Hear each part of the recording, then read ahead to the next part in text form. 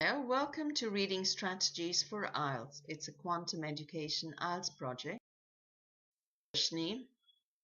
And I'm going to work through this PowerPoint presentation. So let's look at the exam. The academic reading exam is 1 hour long. There are 3 passages. The passages generally progress from easy to difficult. The material is taken from newspapers, books, journals, and magazines. Overall, there are 30 questions covering a range of question types. Let's look at the question types. So there's multiple choice questions, short answer questions, sentence completion, notes, flowcharts, table completion, labeling a diagram or map, usually a gap fill task, matching lists and phrases, matching paragraph headings, identification of given information like as true, false, not given, or as yes, no, not. So we're going to look at 3 ways to work with the skills. One is to develop reading skills. Next is to develop language skills. And finally, developing some test techniques. With reading skills and strategies. But first, we look at prediction. Here, students use titles of passages, pictures, graphs, diagrams to predict the content of the passage. Let them also consider the purpose of the text and its audience, and ask the question, what information do you think I'm going to find? Prediction activates their previous knowledge of the topic. Students can use this previous knowledge to anticipate ideas and vocabulary they might find in the text. Skimming. So what is skimming? Well, skimming is to read quickly without paying attention to the details of a text. The general technique for this is to choose a keyword from the title, then run the eyes down the page. Don't read every word. Read only content words like nouns and verbs that connect to the keyword, and ignore all other words. Why skimming? Skimming allows the reader to get an overview, that is, the general idea of an entire text or a paragraph. So use skimming to find the main idea of a text, matching titles or paragraph headings to paragraphs, completing sentences or matching beginnings of sentences, usually connected to paragraphs rather than the entire text. Scanning, which is our next skill. Scanning is to explore the text deeply. Generally, you read the text intensively in order to find detailed answers to questions. Most questions will require students to scan the text for answers. Work with questions first. Students need to locate a keyword or words within a question. Next, scan to look for the same word or synonym within the. There's also nonverbal information within the test. Nonverbal information such as maps, diagrams, illustrations, graphs can help students to become effective readers.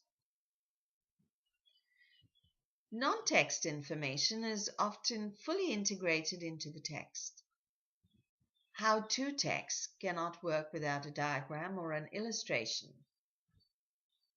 It's also a useful learning tool, as the ability to interpret diagrams is independent of language learning. What do? Well, diagrams, illustrations, graphs, they show cause and effect. They also identify parts, example of a machine or a plant, interpret classification, and show a relationship between ideas. A next critical skill is language skill. Again, you need to begin with the questions. Words that appear in questions are called organizing words. These are limited in number. Get students to recognize them and their synonyms. So here are a few: advantage, aim, benefit, consequence, difference, difficulty, discrepancy, factor, hazard, influence, outcome, problem, purpose, risk. So you ask them, well, what's the synonym of advantage? They will be quick to answer benefit. Or aim would be purpose, and so on. One general example of a question type using organizing words is matching sentences to paragraphs. Along with practice tests, students benefit greatly from focused work on building language skills. Start with word formation, as this usually changes the meaning. For example, adding a prefix like over to fishing changes the meaning of the word, overfishing. Using suffix moves the meaning from a verb, analyze, to analysis, the noun, to analytical, the adjective, to analytically as the adverb. Another skill important to the exam is understanding collocations. These are words that walk together. So if you look at urban legend, you have urban, the adjective, along with the noun legend. Or very importantly, a lot of verbs are accompanied by specific nouns, for example, study skills. The next one is understanding idioms. Hard to do as English has so many of them.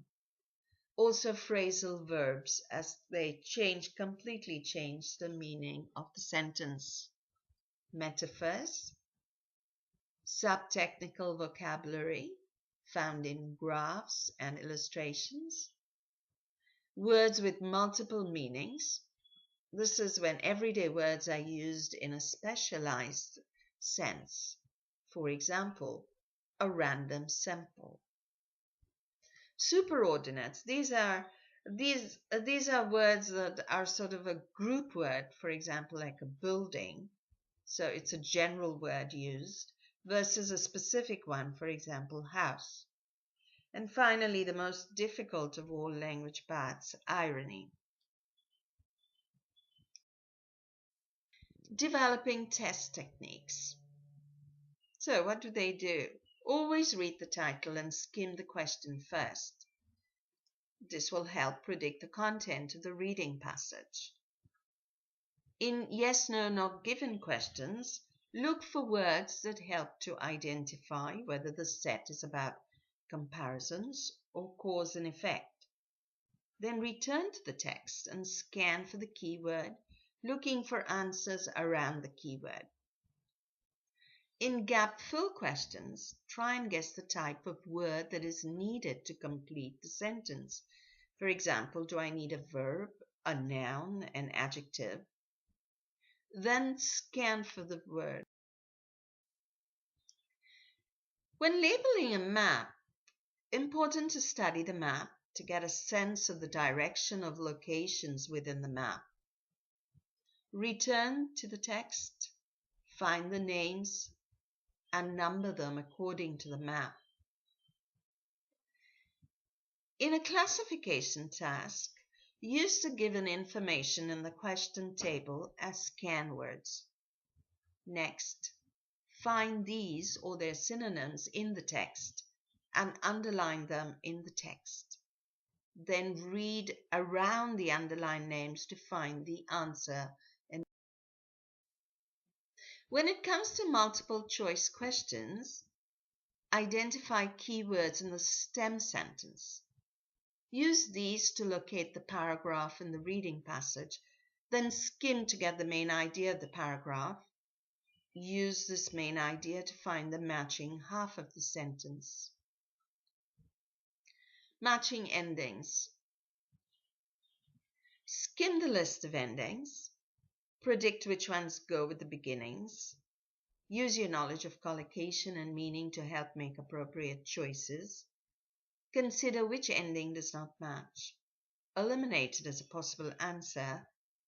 Underline key words in the endings and use these to scan the passage for the answers. Be positive and confident. Manage the 1 hour sensibly.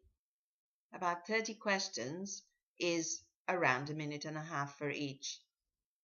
Don't spend more time on questions you are unable to answer quickly. Complete the ones you can first. Then return to spend time on the ones you were not sure of. Don't leave any questions unanswered. And in the end, enjoy the reading.